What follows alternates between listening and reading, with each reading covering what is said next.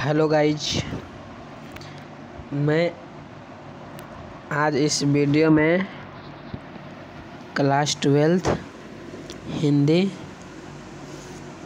जो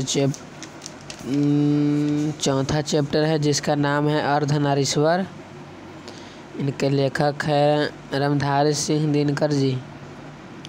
इसमें से वीवीआई ऑब्जेक्टिव क्वेश्चन 27 को लेकर आए हैं।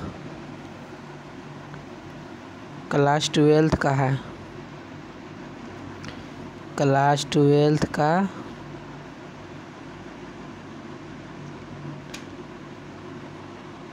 12th का वीवीआई ऑब्जेक्टिव क्वेश्चन अर्धनारीश्वर जो चैप्टर है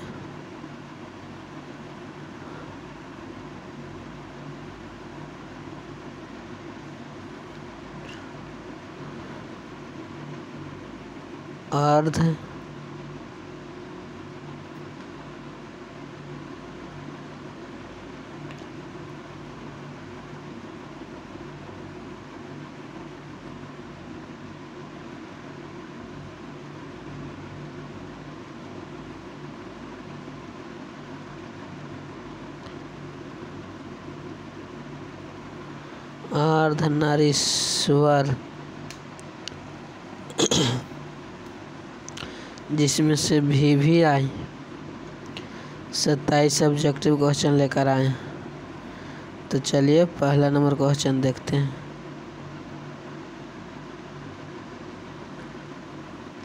पहला नंबर क्वेश्चन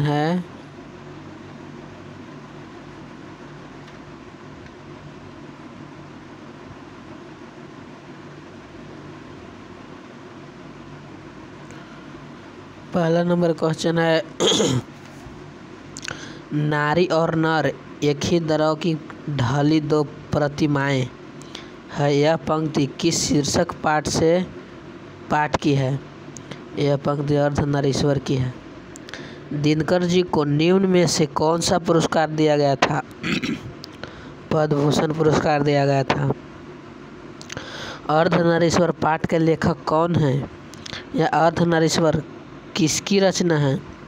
रामधारी सिंह दिनकर जी की रचना है। रामधारी सिंह दिनकर की रचना कौन सी है? अर्धनारीश्वर। दिनकर जी का जन्म बिहार के किस जिले में हुआ था? दिनकर जी का जन्म बिहार के बेगूसराय जिले में हुआ था। अर्धनारीश्वर में किस गुण का समन्वय है? अर्धनारीश्वर में किस गुण का समन्वय है?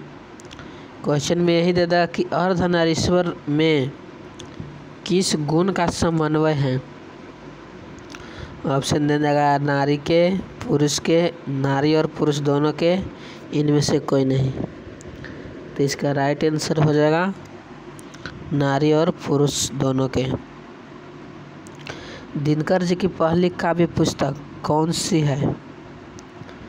प्रणभंग।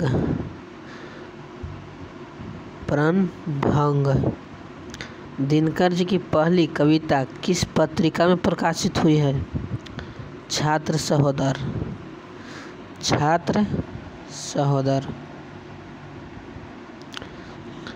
दिनकर जी की पहली कविता कब प्रकाशित हुई है? दिनकर जी की पहली कविता कब प्रकाशित हुई? यह दिनकर जी की पहली कविता कब प्रकाशित हुई?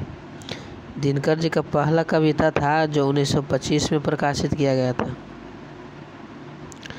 दिनकर जी के अनुसार यदि पति विचार है तो पत्नी क्या है? भावना। पति विचार है तो पत्नी क्या है? भावना। बुद्ध और महावीर ने नारियों को कौन सा अधिकार दिया? बुद्ध और महावीर ने नारियों को कौन सा अधिकार दिया? भी विष्णु होने का अधिकार दिए थे। बुद्ध और महावीर ने नारियों को विभूषणी होने का अधिकार दिए थे। विभूषणी होने का अधिकार दिए थे। पुरुष जब नारी के गुण लेता है तब वह देवता बन जाता है। जब नारी के गुण लेता है तो देवता बन जाता है, किंतु नारी जब नर के गुण सीखती है तो वह राक्षस बन जाती है। यह किसका कथन है? यह कथन किसका है? पुरुष जब नारी के गुण लेता है तब देवता बन जाता है, और नारी जब नर के गुण सीखती है तो राक्षस बन जाते हैं। यह कथन किसका है? तो यह कथन था प्रेमचंद का। अर्धनारीश्वर किस विधा से संबंध है? अर्धनारीश्वर किस विधा से संबंध है? एकांकी। चलिए क्वेश्चन नंबर 14 की ओर देखते हैं।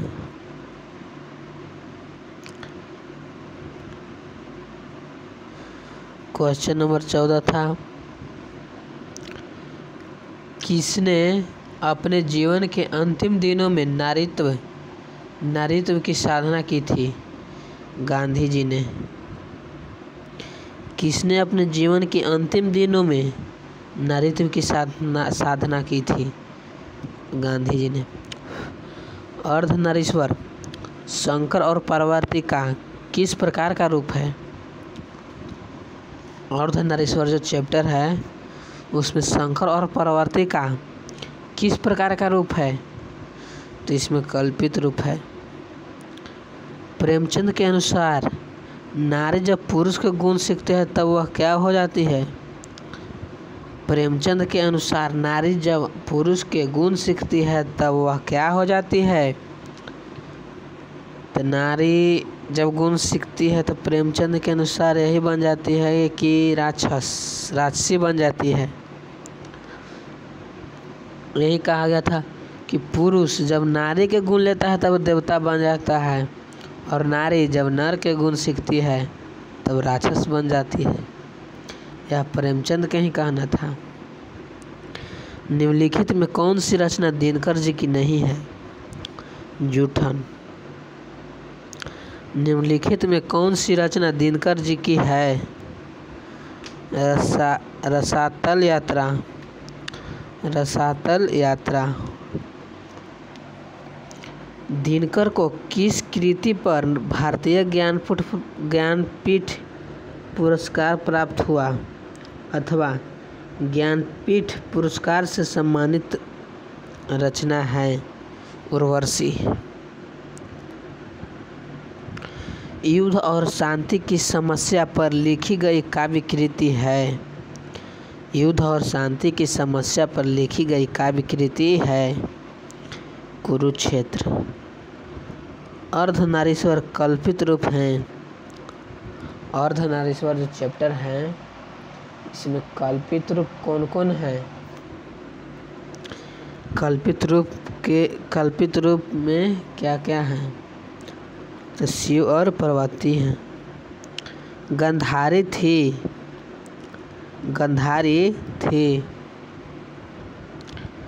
गंधारी कौन थी? तो गंधारी दुर्योधन की माँ। ऑप्शन में दे देगा दुर्योधन की माँ, कृष्णा की माँ, अर्जुन की माँ, बलराम की माँ। तो इसका राइट आंसर हो जाएगा दुर्योधन की माँ। 23 नंबर क्वेश्चन है, प्रेमचंद थे। प्रेमचंद क्या थे? गीतकार थे कि कथाकार थे कि फिल्मकार थे कि संगीतकार थे? तो ये कथाकार थे। Option B. दिनकर जी का जन्म कब हुआ था? दिनकर जी का जन्म कब हुआ था? 23 सितंबर 1908 को कि 22 दिसंबर 1912 को कि 28 सितंबर 1911 को कि 25 सितंबर 1913 को? तो इसका राइट आंसर हो जाएगा 23 सितंबर 1908 को। दिनकर किस युग के कवि हैं? दिनकर किस युग के कवि हैं? भारतेंद्र युग के कि छायावाद युग के कि छायावादोत्तर युग के कि नव्य काव्य आंदोलन युग के? तो इसका राइट आंसर हो जाएगा छायावादोत्तर युग के। संस्कृति के 4 अध्याय किसकी कृति है? संस्कृति के 4 अध्याय किसकी कृति है? गुलाब दास के हजारी प्रसाद द्विवेदी के आचार्य सीताराम चतुर्वेदी के रामधारी सिंह दिनकर के। तो इसका राइट आंसर हो जाएगा रामधारी सिंह दिनकर। कौन सी कृति रामधारी सिंह दिनकर की लिखी हुई है? कौन सी कृति रामधारी सिंह दिनकर की लिखी हुई है? शुद्ध कविता की खोज, कि पुनर्नवा की खोज, कि स्मृति रेखाएं, कि कविता के नए प्रतिमान। तो इसका राइट आंसर हो जाएगा ऑप्शन ए। आज तक हम 4 चैप्टर का ऑब्जेक्टिव क्वेश्चन करा चुके हैं। आप लोग इसे याद रखिएगा। ये सब ये पूछा गया ऑब्जेक्टिव क्वेश्चन है। देखिए पूछा गया ऑब्जेक्टिव क्वेश्चन यहीं पे है। ये है। इसमें से अधिकतर पूछा गया क्वेश्चन रहेगा जो आप लोग याद रखने का प्रयास करेंगे। नेक्स्ट डे 5वां चैप्टर रोज इसी से ऑब्जेक्टिव लेकर आएंगे। VVI पूछा गया और पूछने वाला है, उसी में से लेकर आएंगे। तो इसमें टोटल ऑब्जेक्टिव 40 को होगा, 40 करा देंगे। कल है एक ही वीडियो में। तो जितना वीडियो डाल रहे हैं यूट्यूब पर, जो आप लोग याद रखिएगा। ठीक है, आज भर इतने। कल अगला चैप्टर में चलेंगे रोज।